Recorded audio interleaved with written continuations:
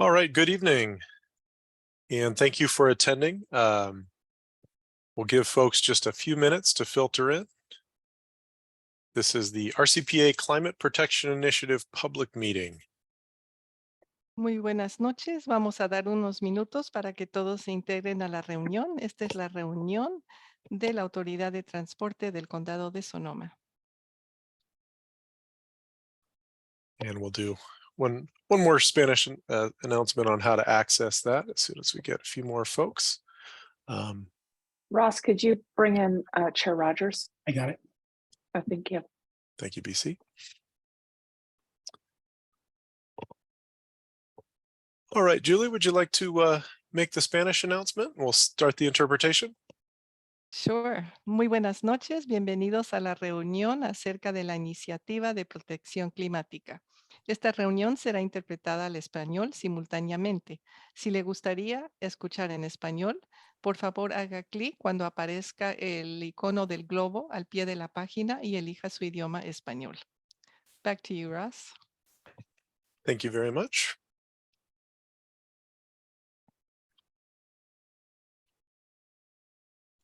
All right, so good evening, and thank you for attending the RCPA Climate Protection Initiative public meeting. We'd like to call the meeting to order and just briefly address a few logistical details before we begin. The Q&A feature isn't enabled for this meeting, and we will try to answer submitted questions at the end if time allows. However, the questions will be saved and RCPA staff will provide responses after the meeting, probably via email as necessary. During the presentation, I do encourage you to enable side-by-side mode under view options to get a good view of both the presenter and slides. Hey, Ross. Yes, Ross, Julie I'm should have sorry. attention. yeah, You need to activate the interpretation. Thank you. sorry about that.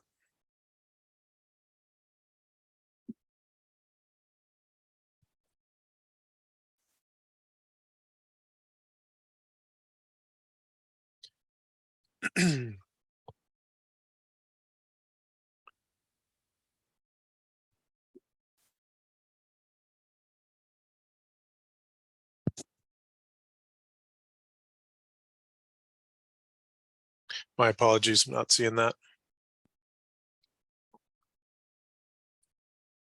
Well, I'll work on that and we'll continue for the moment. Give me one moment. So the Q&A feature is enabled, and we will be asking you to complete several Zoom polls during the presentation, and results will be shared live.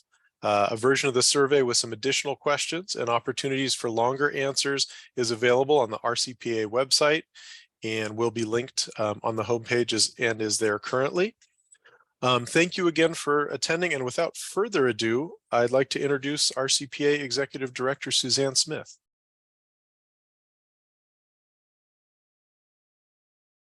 Good evening. Thank you very much for everyone who has tuned in. It is Earth Week, and with the 53rd annual Earth Day happening this Saturday, this was a great opportunity to gather, and I want to thank you for joining us to talk about the future of local action on climate change.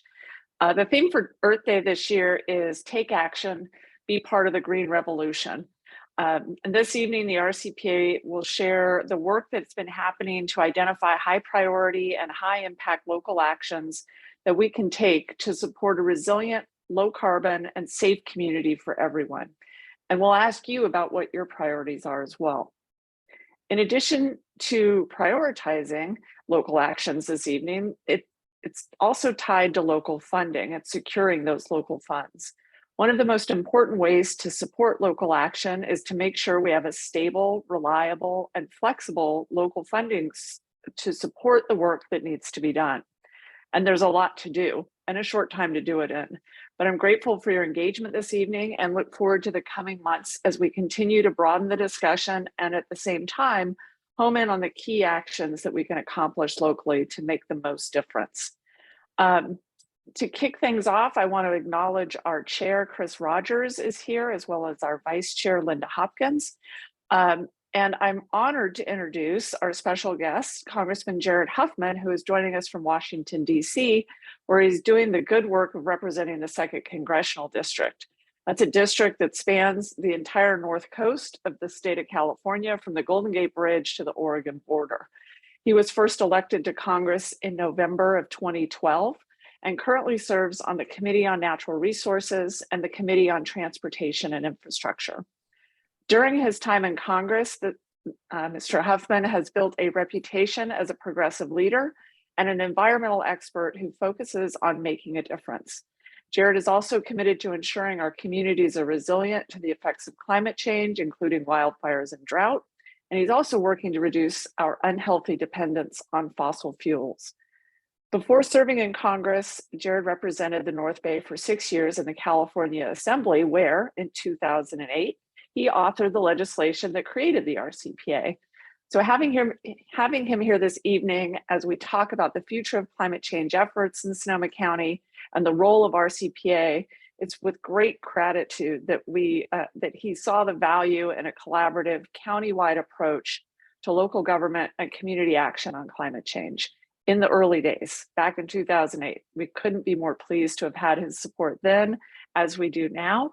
And now in his role as a member of Congress, we're excited to hear from him about the work happening in Washington, D.C., and how our local efforts to secure stable funding to fight climate change can leverage resources at the federal level.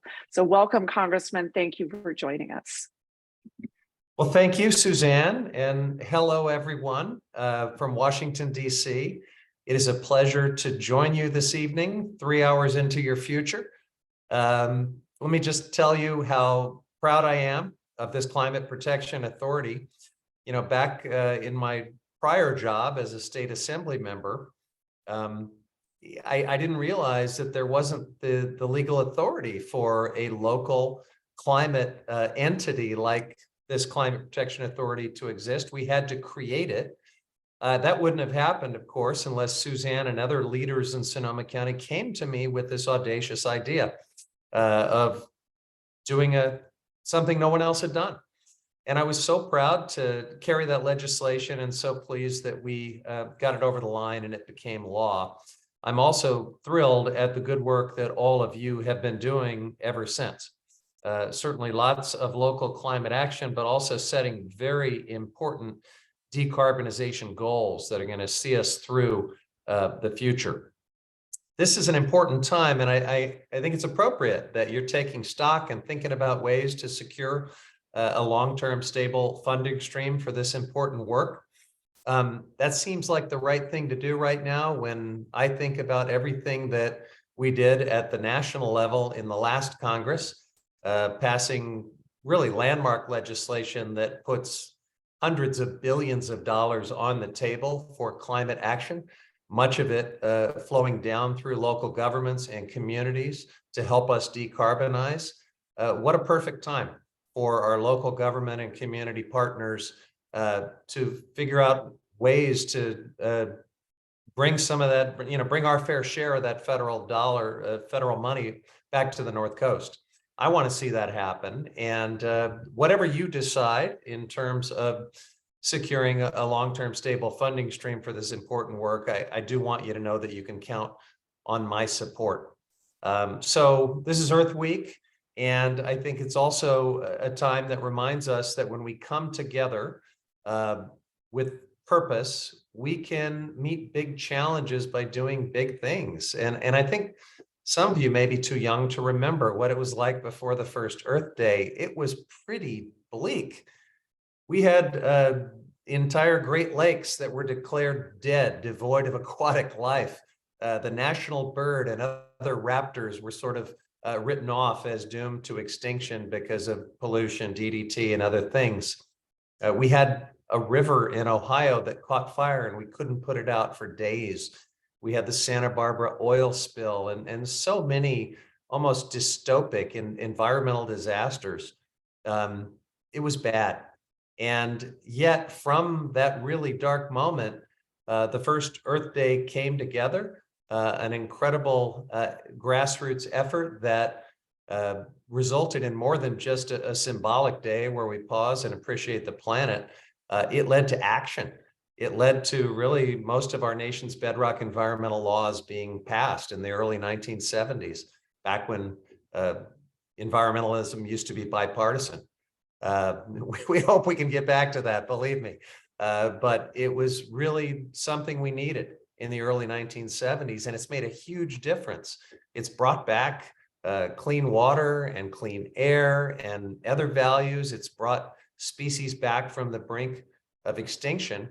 And I think it's a great example for us to draw inspiration and purpose from as we think about this current inflection point that we're all troubled by, the climate crisis. We are running out of time to address this existential moment for our planet, for our species, for our future generations. And so that's why we've just all got to pull together and do everything we can. I know I can count on you at the local and community level to not only do the right thing, but to lead, to show communities all over this country how to do the right thing. And I want to support you in every way I can. So whatever you decide going forward for this wonderful climate authority that I'm honored to have had a hand in helping create, just know that you can count on my support. And I'm incredibly grateful for what you do. Thank you for having me this evening.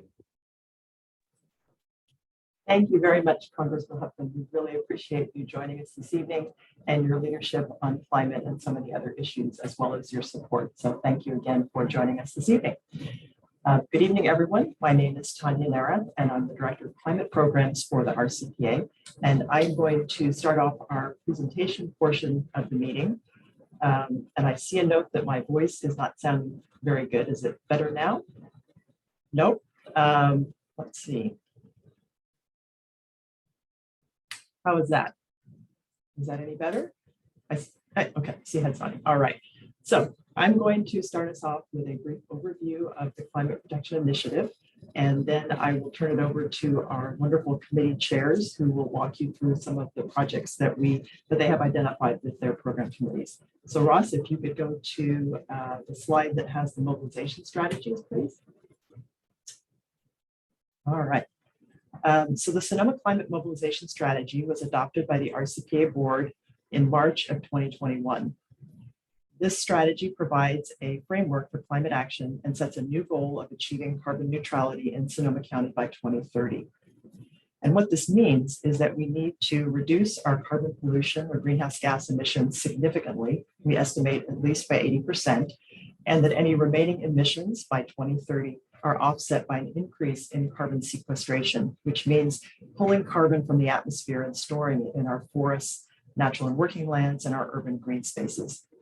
To achieve our 2030 goal, we identified a number of high impact strategies that you see here on this slide in the areas of buildings, transportation, and land and water.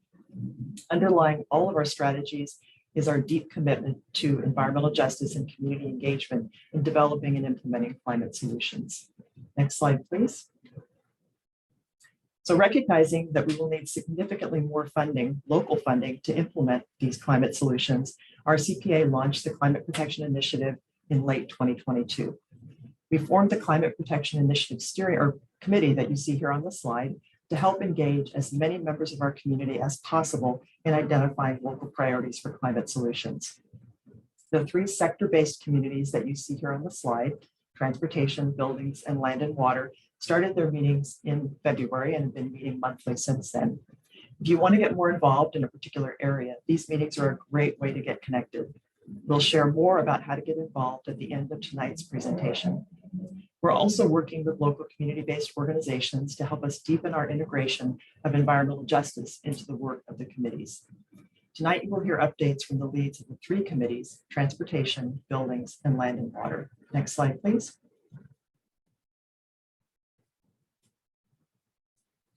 The overall program goals that are guiding our work are to reduce carbon pollution as fast as possible, to help our community adapt to the negative impacts of climate change that we're already experiencing here in Sonoma County, such as wildfires, floods, and extreme heat.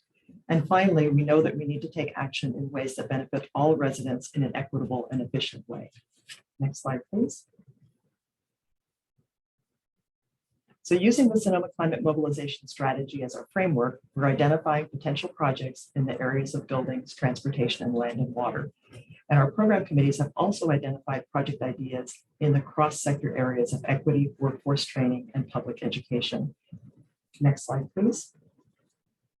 So on this slide, we've listed a few examples of the kinds of cross-sector projects the committees have identified so far, and I'm sure we'll identify many more in the future. In a moment, I will turn the program over to our committee chairs to walk you through the ideas their committees have generated so far. I'd like to emphasize again that we're very early in our process, and there will be many opportunities for additional feedback between now and December when the committees present their final recommendations to our board. The RCPA board has not yet decided on which funding option or options to pursue. It's evaluating options that could be implemented countywide, including a sales tax, parcel tax, or vehicle license fee. Now, for each committee, you'll see lists of project examples similar to the list on this slide. And we know that this is a lot to take in, and don't expect you to remember all of the ideas that you see tonight. We'll share these slides after the meeting and also provide a link to a full list of the project ideas if you want to review them in more detail. Our goal tonight is to get your initial feedback and reactions to these ideas. We'll share a few Zoom polls during the meeting for this purpose. And then after tonight's meeting, we'll also send out a survey with the Zoom poll questions for additional feedback.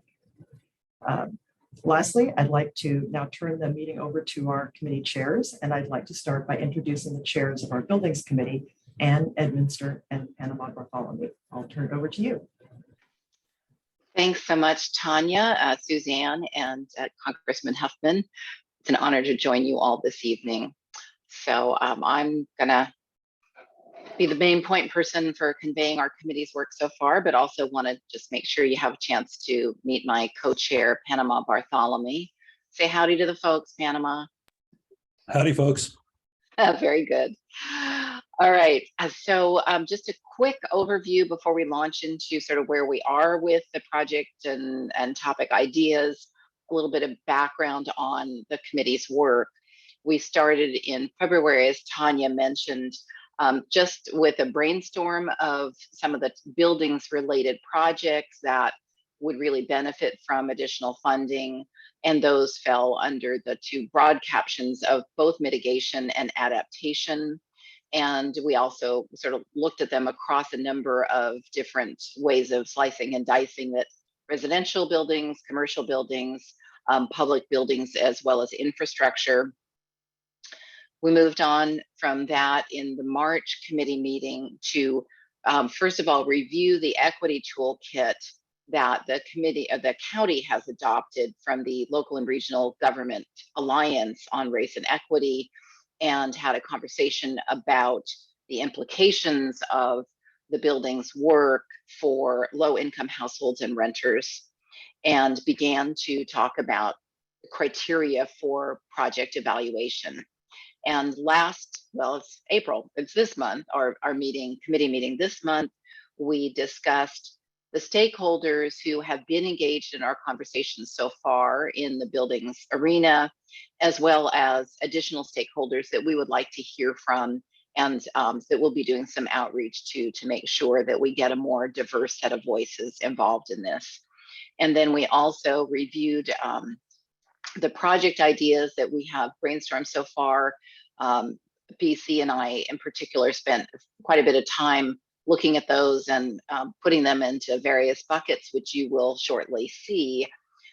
Did a bunch of sort of refining and combining to just really boil this down to what we hope is a fairly comprehensible list. So we'll move into that next. So next slide, please. So the three big buckets we have, you see on the screen. Existing buildings, of course, are a big part of the equation for addressing climate issues in the county. So looking at comprehensive upgrades for them. Also electric vehicle charging infrastructure, which arguably might belong within the purview of the Transportation Committee. So we looked at this primarily through the lens of building related EV infrastructure needs. And then finally, also looking at community scale solutions. In other words, things that transcended the scale of the individual building. And now we'll look at a little more at each of those buckets. So moving on to the next slide. So within the upgrades, comprehensive building upgrades category, 3 buckets again. We're fond of the 3-3-3 approach. So you'll see a lot of that here this evening. The 3 themes that rose to the top in this bucket were what we're referring to as owner ambassador services. So this is not just purely financial assistance, but informational assistance, guidance for folks who will be looking to accomplish comprehensive building upgrades. Secondly, of course, the direct incentive bucket, people, individuals, organizations, governments, businesses will all need some assistance. So what do those types of financial assistance look like, whether it's direct funding, incentives, rebates, or actually financing tools? And finally, the third theme is additional assistance. So you'll see this over and over again, where we're looking at it and saying, okay, let's not forget the equity component of all this, that our low-income households, renters, and also landlords in many cases may need assistance above and beyond that of the rest of the population. And I won't try and walk you through the list of example projects here. While I'm talking, you see my lips moving, your eyes are no doubt scanning the screen and can review this list here. And I'm sure we can also come back to them when the time is appropriate. And as I think Tanya mentioned, we'll have some polls to get your feedback on some of these. So just a quick scan through. And we can probably move to the next slide now. We're moving at lightning speed here. I hope that's what y'all had in mind. Okay, in the electric vehicle charging infrastructure category, the 3 themes were improving access to affordable charging, and in particular near multifamily housing, because those in single family homes have a much less of a lift, generally speaking, than those in multifamily, which are typically tenant as opposed to privately owned condominiums are the biggest concern. And then the second theme, the idea that we can use vehicles as we see increasing adoption of electric vehicles, there's the opportunity to allow those vehicles to provide backup power for the residences. There's some really interesting emerging possibilities there. And third theme is looking at low cost ways of making EV charging more widely available, not just at specific buildings, but in other areas. So, and again, we have a diverse set of options listed here under the example projects. One of the big challenges, just to put a little bit of flesh on this particular bone, the last theme here, is that there is public EV charging infrastructure, but it's at retail rates that make the cost of charging pretty comparable to that of running an internal combustion vehicle. And so that's not going to really help us get over the hurdle of more EV adoption. So we need to really enable people to reap the benefits of charging the vehicle, not just buying them. Running them is probably the bigger issue, since with the federal incentives for vehicle purchase, they're going to become more affordable. Not that will address every vehicle, but that's another topic. Moving on to the next slide. So our community scale solutions. This is another sort of diverse bucket, 3 themes: community resilience centers. So we've talked about the benefit of having emergency power, backup power, generally run by renewable energy sources in particular places within communities where they are most needed. And we've also talked about the need for backup power at individual buildings, but I think generally our feeling is that it's not going to be financially viable or necessarily even that attractive to have backup power at every single individual residence, that it's a much higher priority to be considering how do we serve the communities as a whole with resilient centers to assist during power outages and extreme weather events and other types of emergencies. And similarly, looking at this not just for these critical facilities, but also just how can we help neighborhoods to have this type of resiliency feature. And then finally, within this community scale solutions, we've also talked about what can we do to help municipalities or the local governments to develop more possibilities within their communities. And one of those ideas is to come up with support for creation of master plans for EV charging. So again, there's crossover. You'll see these are not neatly distinct categories always. There's a bunch of weaving that goes among all of them. And I believe that is it for our quick rundown. Pamela, were there any other things you wanted to call out here in particular? Nope, you captured it well. All right, great. Thank you so much. We'll turn it over to the next group. Or are we doing our poll here? Yes, we will share a brief poll right now. And we'll give everybody about a minute to do that. And then we can give everyone an opportunity if you'd like to comment briefly on the results of that poll. So poll should be active now. Great, it is up.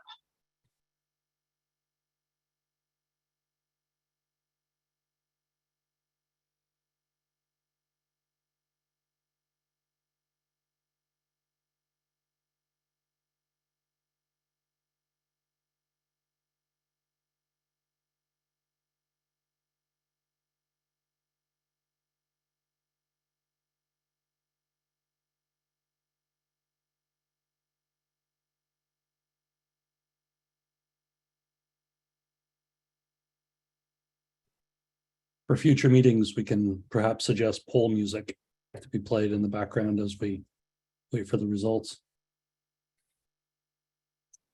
And I do want to reiterate that this poll is available if you don't want to do it under time pressure on the RCPA website on the Climate Protection Initiative page, and that is active now. And those results will be combined with these, so you will be taking part that way as well. Great, Russ, could you drop that link into the chat perhaps? Thank you.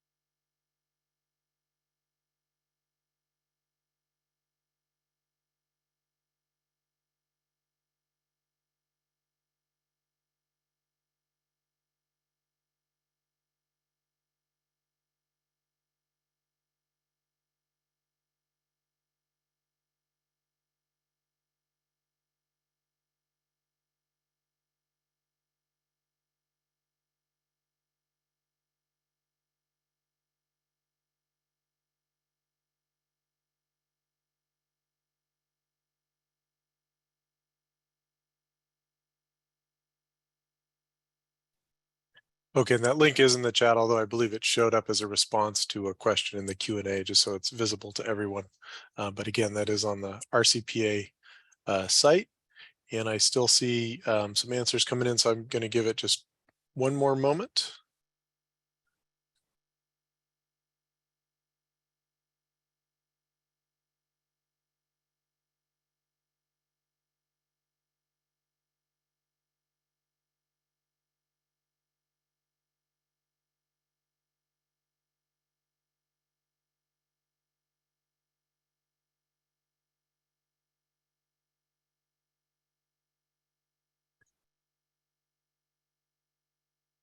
And we'll go ahead and share the results.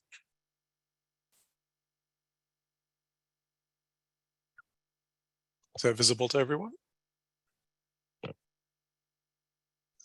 Yes, I think so.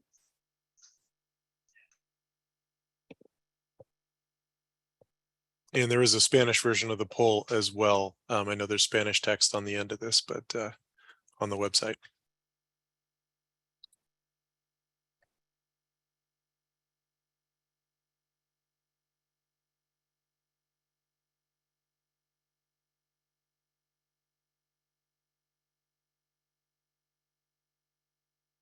It looks like answer number 3 was the most popular, with 62% of offering extra assistance for low-income households, renters, and landlords.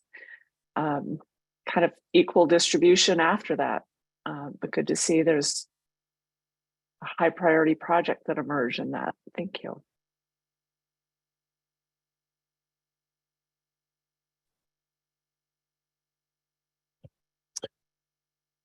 All right. Any other comments on the results, or should we move on?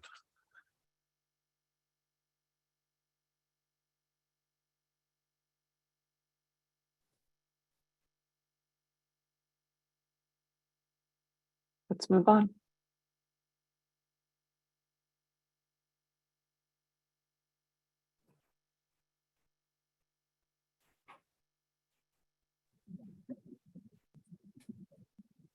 Excuse me, I'd like to go ahead and introduce our next 2 panelists for the Transportation Committee. We have Alexa Forrester and Eris Weaver here with us to share an update on the Transportation Committee. So we'll turn it over to you.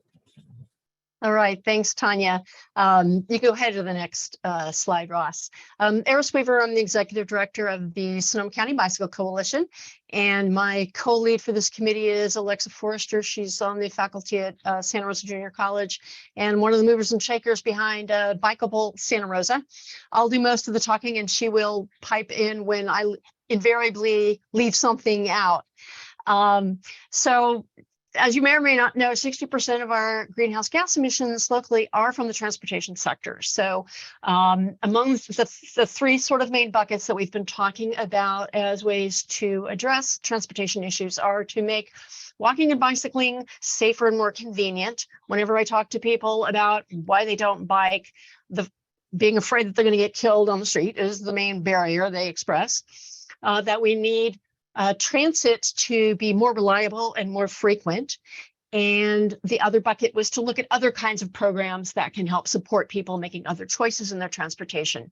And you may notice we actually don't have electric vehicles on this slide. One of the big conversations that we had about that is we really, there's a lot of emphasis going on right now in funding and promoting electric vehicles, but we need mode shift as well as just fuel shift. If all we did was magically wave a wand and have all the private vehicles on the planet be electric, that's still not going to get us to our GHG reduction goals, because we're still manufacturing vehicles. We're having to mine for lithium for the batteries. There are still other consequences of that. So moving people out of private cars and into other modes of transportation as much as is possible is one of the things that we're really focusing on.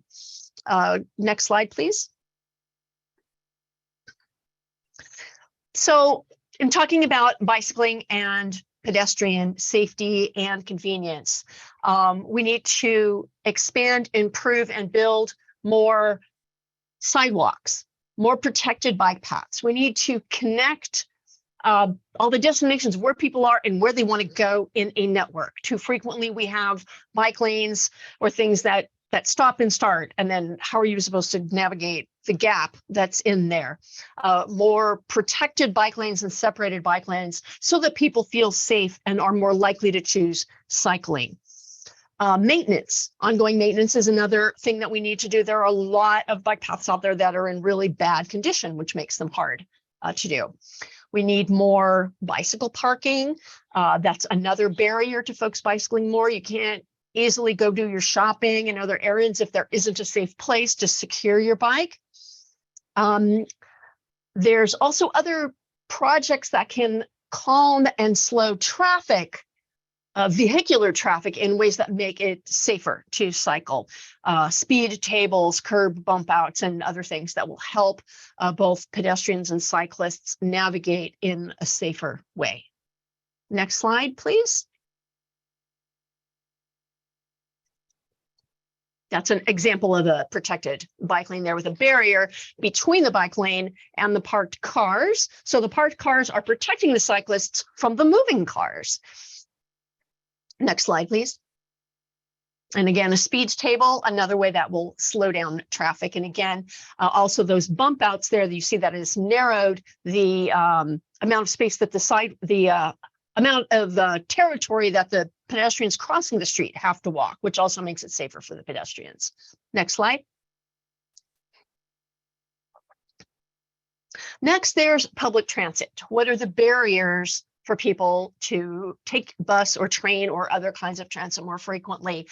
Well, if it doesn't go where I need to go, when I need to get there, I can't take it. So expanding hours of service, increasing the frequency, changing routes. I've also heard people say that, oh, it's expensive. So can we reduce fares or restructure how we do fares? What are other things we can do to make taking the bus or the train more comfortable and more appealing, whether it's Wi-Fi or more comfortable seats or other things that can be done. School buses are also on there. Actually, the safest way for kids to get to school is on a school bus. There are fewer injuries and fatalities for kids on their way to school in a school bus than there are in any other way. Next slide, please. So some other things that one can do in order to improve transit are make separate lanes for buses. Another barrier to people taking buses more frequently is, oh, it's so slow. And that's true. I can actually ride my bike from Cotati to Santa Rosa faster than I can take the bus. So making dedicated lanes for the buses, as on the left, where there's a red lane just for buses so they can move faster than other traffic. And there are other kind of dedicated ways like that to make transit faster and more convenient. Next slide. There's also on-demand transit, and I was just in a meeting that SMART is getting ready to implement a pilot of something similar like this between the Santa Rosa Airport and the airport train station, which is microtransit that it will operate with an app similar to what you do with Lyft or Uber and be able to get from the train to the airport or other businesses around that area. So not all transit has to be a big bus that follows a set route all the time. There are other kinds of models that we can explore. Next slide. And then there is, again, making it pleasanter to take the bus, letting you know when the bus is coming, like with the automated signs, better bus shelters, more comfortable and friendly buses. Next slide.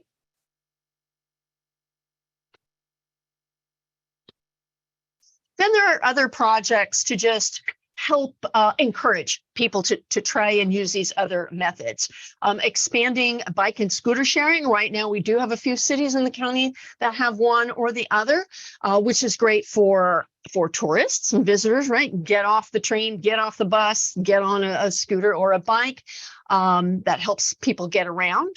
What kind of employer-based commuter programs can help people get around without having to use a vehicle, and then offering more incentives for e-bikes. There's some interesting research that says that actually you get more GHG reduction per dollar spent by subsidizing e-bikes than you do by subsidizing electric cars. Because again, that gets at the mode shift. The bikes are obviously less expensive than a vehicle. And since a vast majority of people's trips are just within like 2 to 5 miles, which is a perfect distance for doing on a bicycle, especially with an e-bike. Next slide, I think, yeah. So here are some examples of the scooters and the bikes. Next slide. More e-bike incentives. Oh, and that's a cargo bike. That there's this whole explosion in different types of bikes out there. And if you've never tried out a cargo bike, check with me at the Bike Coalition. We have some that people can try out. Next slide. Okay, before we go to the survey, let me check in with Alexa and see, is there anything that I missed or anything that you want to add? Yeah, thanks so much, Eris, for doing the lion's share of talking. Hi, everybody. I'm Alexa. And I just wanted to chime in. Kevin Christensen had asked an important question in the Q&A about ag logistic transportation, commercial and industrial uses. And when we look at the 60% of transportation, related carbon emissions, some of those are harder to get at than others. Obviously, airline travel and heavy commercial and industrial uses we're just like not as far along as decarbonizing or potential for decarbonizing.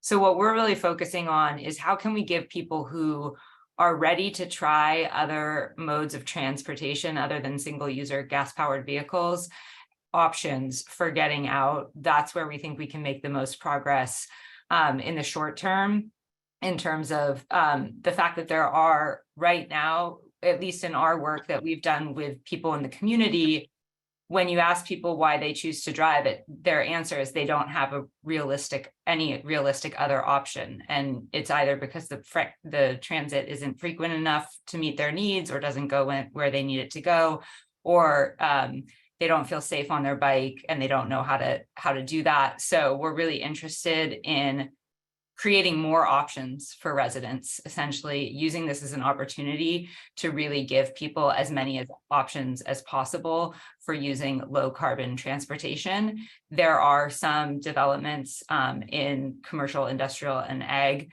that I was excited by that suggestion, because that's a place that we can look, and we'll definitely take that feedback as well. Electrifying farm vehicles, there are some electric trucks, transport trucks coming online and so forth. But we haven't dug in as deep as those. I don't know if you want to add anything on that point. But yeah, we're excited to hear your feedback, both on the survey and in the survey that was posted in the Q&A. And, just if you, want to send us emails too, we'd be happy to hear from you. Thanks. One other thing I want to mention is I know earlier Anne was saying, oh, we're really whizzing through and we are so ahead of schedule. And I actually am very happy about that, because that means we will have more time at the end to hear from looks like about 100 people who are listening in. So let's move on to the next survey.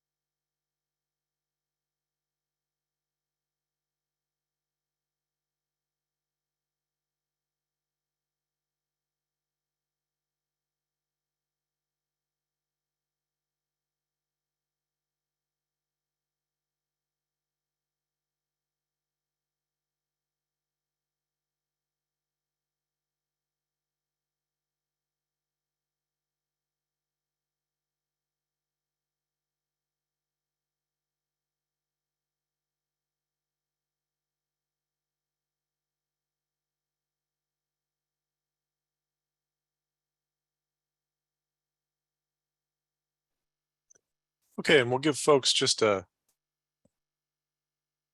little bit more just to complete this. And again, my broken record reminder is that we do have the full survey on the RCPA Climate Protection Initiative site with space for longer answers as well.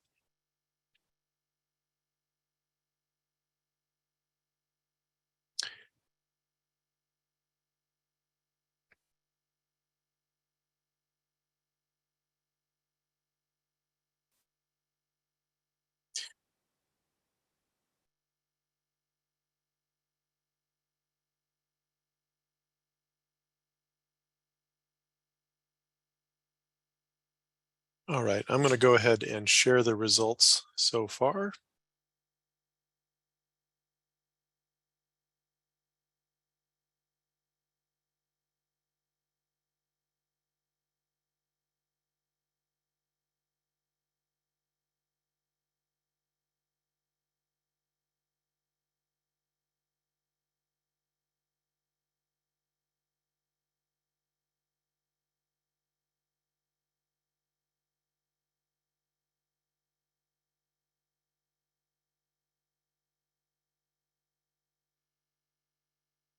Looks like we do have some clear favorites.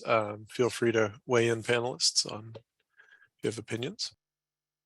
Yeah, I'm of course, I'm happy to see 74% on improving and expanding bikeways and walkways, and then extending hours and transit and increased frequency. Those are very clearly ahead.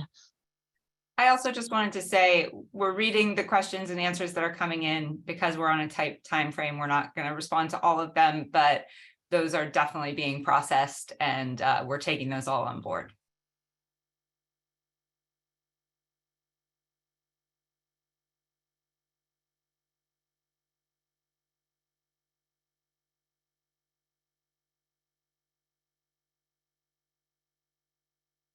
Okay, are we ready to move on to the next committee? Looks like we are. So thank you, Eris and Alexa, and thanks to everyone who completed the poll. So now I would like to introduce the chair of our third and final committee, the Land and Water Committee. So please join me in welcoming Dr. Carol Hart. Hi, everybody. Wow, these have been really inspiring presentations, and I love biking, so I loved hearing about that. And, you know, we have a lot of challenges as the former parks director, and, you know, we have a lot of challenges with our bike trails and our bike throughout the county, but that doesn't mean we shouldn't address them and overcome them. And it's just really inspiring to hear your presentation. So I'm going to just give kind of a little brief overview of the land and water topic before we go into the specifics. We all know that climate change is a huge challenge facing us, and it's a global problem, but we have to act locally. And one of the best things that we can do, in my opinion, is preserving natural areas and implementing regenerative agricultural practices. Natural ecosystems like forest, grasslands, wetlands, and oceans all play a crucial role in sequestering carbon dioxide and other greenhouse gases from the atmosphere, helping to mitigate climate change. When forests are preserved, they continue to absorb and store carbon, and they reduce global warming. For example, carbon sequestration occurs very efficiently in trees, particularly those that live a long time, like coastal redwood trees.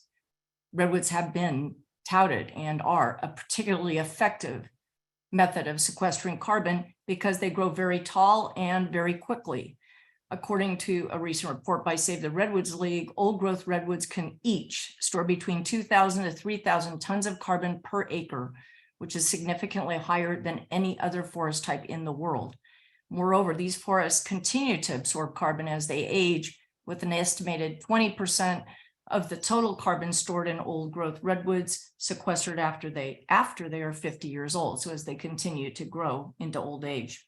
Wetlands, which we also have significant number of acres in Sonoma County, also store a lot of carbon in soil and vegetation. One study found they can sequester up to 45 metric tons of carbon per acre in some regions. Another area that a lot of people don't think about, but is very important, is soil carbon sequestration. It's a process that involves storing carbon in the soil and thereby removing carbon dioxide from the atmosphere and mitigating the effects of climate change. This occurs when plants photosynthesize, they take in carbon dioxide from the atmosphere and they use it to build organic matter in the soil. Here in Sonoma County, we have a diverse range of soil types that are capable of storing a large amount of carbon. These soils are predominantly rich in organic matter, which really helps them sequester carbon, and that's particularly true in our volcanic soils, which a lot of people don't think about. They have a very high capacity for carbon storage, but they have to be protected, and they have to be, once you build on top of them, you no longer have that benefit. There's also a lot of land use practices like cover cropping, crop rotation, and no-till farming that can help promote soil carbon accumulation. Cover cropping, which involves planting a crop in between seasons to protect the soil and improves its fertility, has been shown to increase soil carbon by up to 10% in some cases.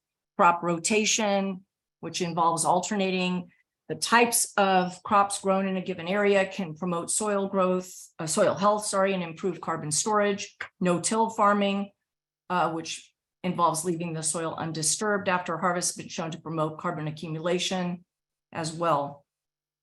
Sonoma County has a lot of opportunity to implement these methods of carbon sequestration because of our diverse agricultural community and our incredible redwood forests and other forest land. We have a large variety of crops. Implementing the right land management practices by providing funding directed to it could be highly effective in enhancing carbon storage in soils and mitigating the effects of climate change. So in conclusion, preserving natural ecosystems and implementing regenerative ag can play an enormous role in mitigating climate change. And by recognizing the importance of these strategies and supporting their implementation, we can reduce the amount of CO2 in the atmosphere. Saying that, and we'll get into the priorities that have been discussed in our committee, which is quite a large committee and wonderful participation from diverse perspectives. You'll see that one of the great benefits of addressing carbon sequestration is the co-benefits. When you protect land, for example, in a park, you provide a bunch of other benefits that address, people's need to get out and exercise and, be exposed to nature. The impacts of climate change are going to cause people to want to get into cooler places. So if you protect land in parks, for example, that have pools, ponds, lakes, swimming areas, that really helps and is an environmental justice benefit. So let's move on to topic A, which is increased sequestration and enhanced climate resilience. I've already described most of these examples in what I just said in my introductory statement. I'm just looking over here, sorry, at my notes. We can move. So there's 3 topics: sequester carbon and enhance climate resilience, reduce GHG emissions, which is hand in hand with sequestering carbon, preserving ecosystem function. And then the third topic is water-related climate adaptation. So when you're talking about land and water, climate mitigation, which is the absorption of carbon dioxide and other greenhouse gases, and adaptation, which is becoming more resilient to the impacts of climate change and protecting our community from the impacts of climate change, go hand in hand. And that's one of the benefits of integrating land and water solutions. So let's move on to the next slide. So here we have the different themes and examples of the different projects that we've talked about. One of the big impacts of climate change is reduction in biodiversity. I doubt there's one person that is on this Zoom that is here today that doesn't know biodiversity internationally is suffering tremendously. There's reports coming out on a regular basis about the impacts of climate change on species throughout the world, and that's certainly true in Sonoma County. Whether you're talking about something that you don't normally think about, perhaps like bees, impacts on biodiversity and species have huge impacts on us and our future here in this county and beyond. I just talked about regenerative ag. I think that's something that's a tremendous opportunity for us. climate resilient forest conservation, particularly in our redwood forests, can be have a big impact. We just got done and are continuing to do spend money on vegetation management, forest management, to make sure that our forests are protected from extreme wildfire events. That's something that needs a lot of funding and can be very effective in terms of maintaining healthy forests. So that's part of what we're recommending here. We'll talk about reducing wildfire risks, stabilizing land, also increase planting of trees in cities. So urban greening. And that's particularly true in areas of, you know, if you think about Santa Rosa, there's huge swaths of Santa Rosa that are, you know, you really don't even see a tree. Santa Rosa Avenue, for example.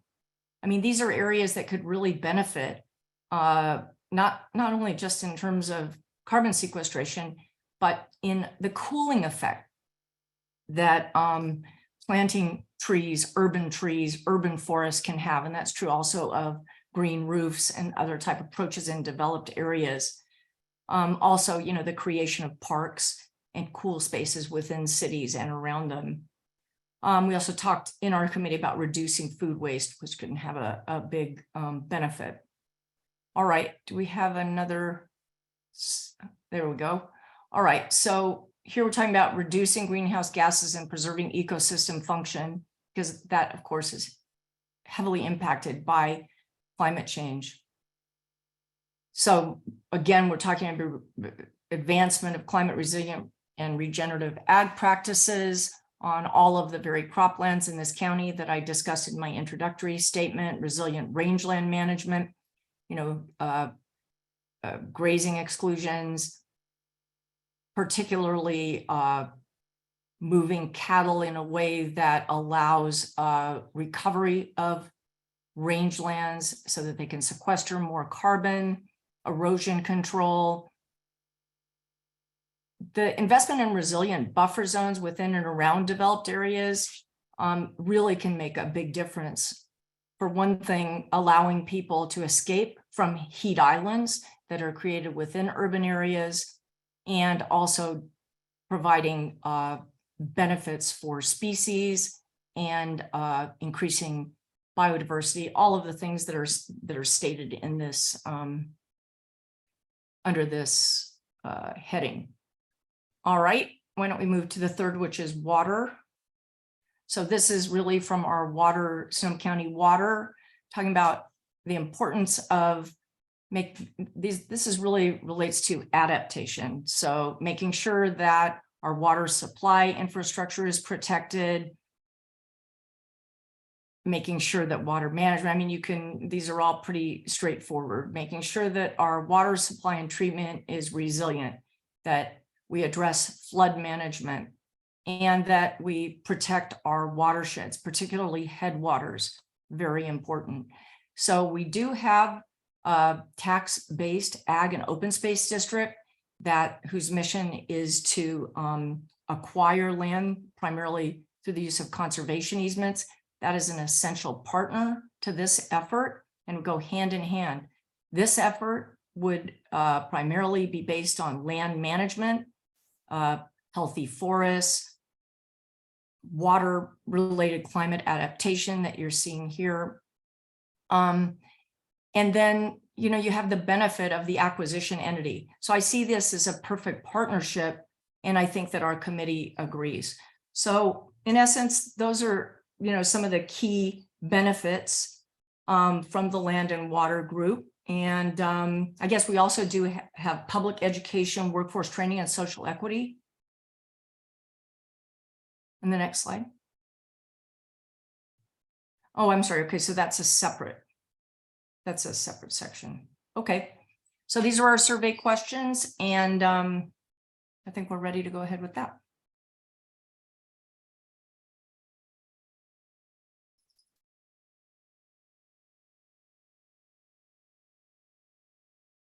Great. All right, it sounds like I'm the only one talking, so I guess we'll go ahead and start the survey. Tanya? Yes, the survey should be up, I think. Okay, Ross, great. Yeah, it should be Yeah. visible.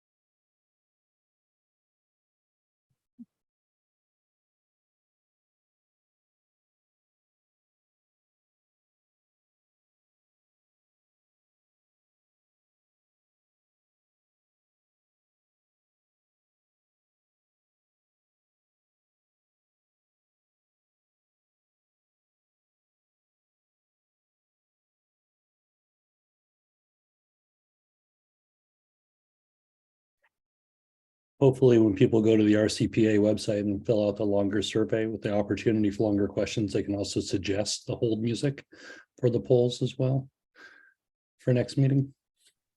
I'll add that question, Panama, definitely. Are you about ready? We're at about 73%. I just want to give it just 30 more seconds here. I know it's an awkward silence, but I just want to make sure people have a chance to get their answers in. So just a few more seconds and I will share those results. I think an awkward silence on Zoom is somehow not that bad, though.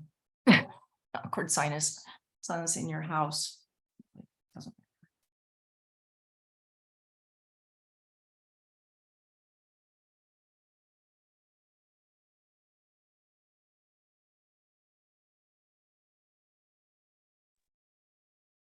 Okay, those results should be visible.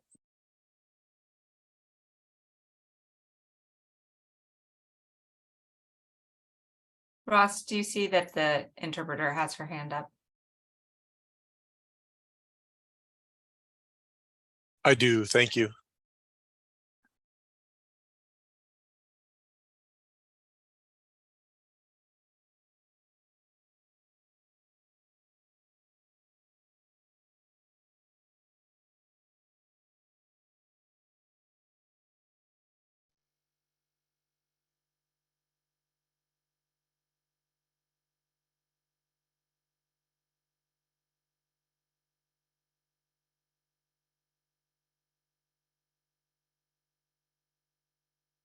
Okay.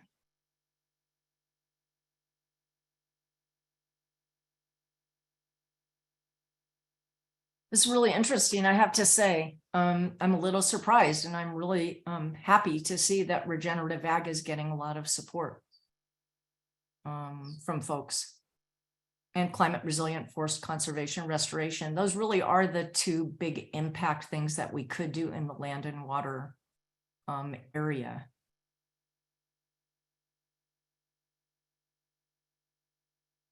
Thanks. All right, thank you, Carol, and thank you to all of our committee leads for sharing your project ideas and lists with us. We really appreciate you being here this evening. I'd like to turn it over to Ross for a few next steps and ways that everyone can get involved. And then it looks like we will have a little bit of time left for Q&A. And so we are going to go through some of the questions that have been posed in the Q&A and invite our panelists or our chairs to respond to as many as we're able to get to this evening. So Ross, I'll turn it over to you. Thank you, Tanya.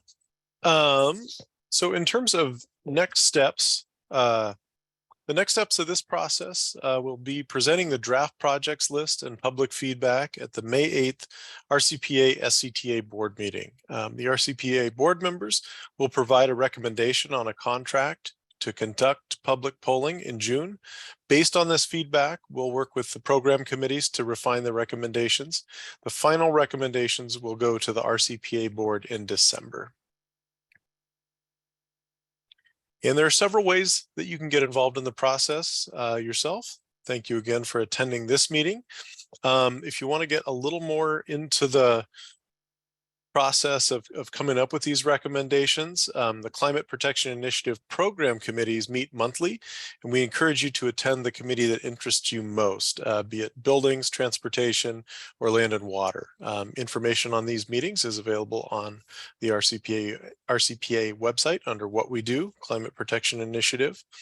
RCPA also hosts quarterly Climate Action Advisory Committee meetings that we encourage you to attend, and also invite you to subscribe to RCPA newsletters and follow us on social media. And at this point, we're going to see if the panelists are available to answer a few select questions from the Q&A. So I will turn it over and see what they have. And again, QR code this time, but this will also take you to the RCPA Climate Protection Initiative page where you can sign up for committees and also look at past meeting agendas, recordings, and that's where this recording will be put late tonight when Zoom spits it out. So thank you very much, and let me turn it over to our panelists. So Ross, I see a couple of questions that maybe we could. One is related to urban forestry as an emphasized or delineated category. I think this is an important aspect to consider. So Carol, do you want to speak to the urban forestry idea? Sure. I mean, one of the exciting things about urban forestry is it's actually a category that the state has identified for potential funding. It's in their as an offset, as a climate offset. So it's something that we could be, one of the things with this measure is to use it to leverage state and federal money. That's the sort of big bonus opportunity here. And that's really true with land and water. So, like I said earlier, I think a lot about Santa Rosa Avenue, and a lot of us go there for, various things. And every time I go there, I think, wow, what an opportunity to really, plant trees in this whole area, and what a transformation that would be for people that live there and people that go there. And that's true really all over the county. So I think there's funding for it. I think it's a tremendous opportunity. And I think that everyone that's watching here and involved with this measure should recognize that we could leverage this funding and really get big bang for our buck when it comes to urban forestry, green roofs, and transform our cities in a way that would really make a big difference. I would love to tack on to what Carol just said, is that I think that also involves an equity issue, right? I saw a wonderful piece looking at one street in Los Angeles that, as it went from the richest neighborhood to the poorest neighborhood, went from lush greenery to just concrete. And similarly with transportation, I think all of the issues that all of us have talked about have more impact, right? So for example, lower income folks, and often neighborhoods that are mostly people of color, may have a higher percentage of people who can't afford a car, right? And so need good public transit, need good infrastructure. And then they also have the worst infrastructure. They have the worst streets, they have the least bike facilities, and don't necessarily have as good of public transportation.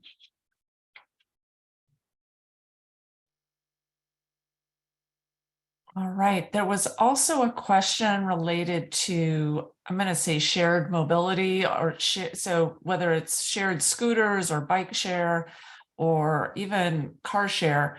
And I'm wondering if Alexa or Eris, you might want to speak to how that topic has come up in your conversations.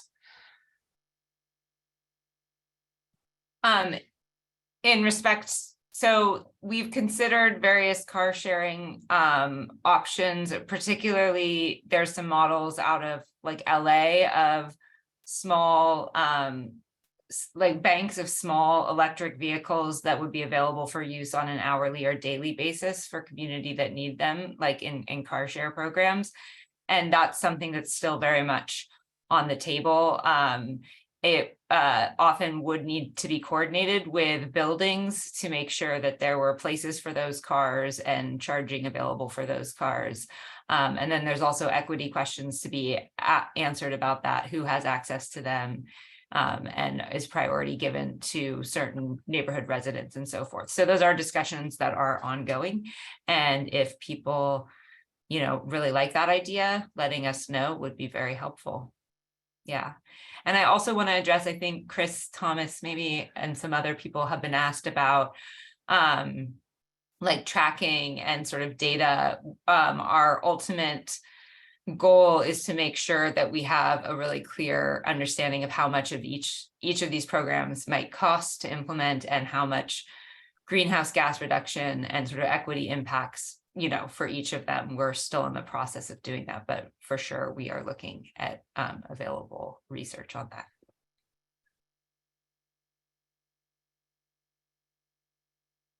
I'm going to switch over to a building/energy question that just popped up. How come we don't see more solar panels on business parking lots, similar to what Kaiser has implemented? Hanma, do you have any thoughts on solar and commercial properties? Is that something we should be exploring, or how does that help the grid? Sure. Thank you for that. I think, you know, I'm always amazed actually driving around Sonoma County, just the proliferation of solar in this county and the leadership of property owners here and how much we see compared to other areas. But you're right, you know, we have seen some really innovative policies of late. You know, France just required that every major parking lot install solar over their parking lots over the next 5 years. And I think that here in Sonoma County, it could provide some real resilience benefits. You know, if we had large areas like that are dedicated to just leaving cars or just empty quite often, if we could be using those spaces for solar panels and be able to use those to help in times of high peak loads, like in the summer when all of our air conditioning is running at full steam, it could be a real benefit. It could also be a real benefit for electric vehicle charging as well, if paired with some storage. So I think some funding coming from an initiative like this could provide just that little bit of difference in order to being able to make some of those projects pencil out economically and provide a real resilience benefit for the community. Just piggyback on that too. I think that the notion of having it tied to EV charging is really important, because right now, probably many of you have heard about the debt curve, or the fact that California has more excess solar production than it can use during the daytime hours. So mostly those parking facilities are used in the daytime. And so if they are coupled with storage, that's really, really valuable. I've also noticed how when I park within a covered area, how much it reduces my reliance in the vehicle on air conditioning. So there's an ancillary benefit there of reducing the air conditioning loads in the vehicles. Maybe along that line, what opportunities might be available to mitigate short-lived climate pollutants like HFCs through this funding effort? Any thoughts on that? Let me start by saying I'll jump in with an idea or thought. The idea of the RCPA and a local action sort of oriented measure or effort is what can we do locally? So sometimes those larger pollutant issues are better handled through a regulatory framework at the state or federal level. But there's also opportunity to incentivize behaviors and incentivize changes in practice. What do you all think about that, especially in the building front? Yeah, this funding can be a very big help. The federal government last year passed regulations on HFCs, but we still have a lot farther to go. And the good news is that the technologies are available to be significantly reducing the greenhouse gas impact of escaped refrigerants. The challenge is that quite often they're newer to the market. And so it can use a little extra money in order to be able to make that pencil out for, in particular, small commercial groceries in Sonoma County and other refrigeration operations. And so having some funding available from a funding source like this could make all the difference from some of our local small businesses being able to make that transition. All right. I just want to acknowledge all of the questions and comments we received in the Q&A. Some of them were really specific. We appreciate that. We're going to go through the questions. We tried to answer some in writing throughout the presentation and then some here at the end. We'll also insert them into a document that we can put on our website so that the content can be available for future reference as well. Just to close out here a little bit, there was a question about local grocery stores. I don't know that it's a question. It sounds more like a comment related to local grocery stores. But what it brings to mind for me is land use practices and how that affects transportation, how it affects buildings, and how it affects land and water. And so that land use activity that is really rooted in local government is something that helps link all of the topics I think we've talked about tonight and this climate measure. And it's where our greatest authority lies here locally, whether it's Supervisor Hopkins, who's our vice chair, or Councilmember Rogers, who's our chair here at RCPA. They bring that land use perspective to these discussions as well. So the issues of grocery stores, being able to shop locally, all of that, it's really a critical part of the discussion as well. So thank you, Andy, for putting that in there as well. I did mention my chair and vice chair a couple times. I want to see if they want to just give a shout out or anything here as we wrap up. I think we've covered a lot of the questions. Want to thank the panelists and see if my chair or vice chair have any closing comments. Yeah, do you want to say a few words, Linda? I just want to say thank you. One of the things that we have really valued all the way through this process so far was that this is a community-driven initiative. It is folks who love Sonoma County and live here who are helping to drive the conversations around how to create a more sustainable future for all of our kids and our families.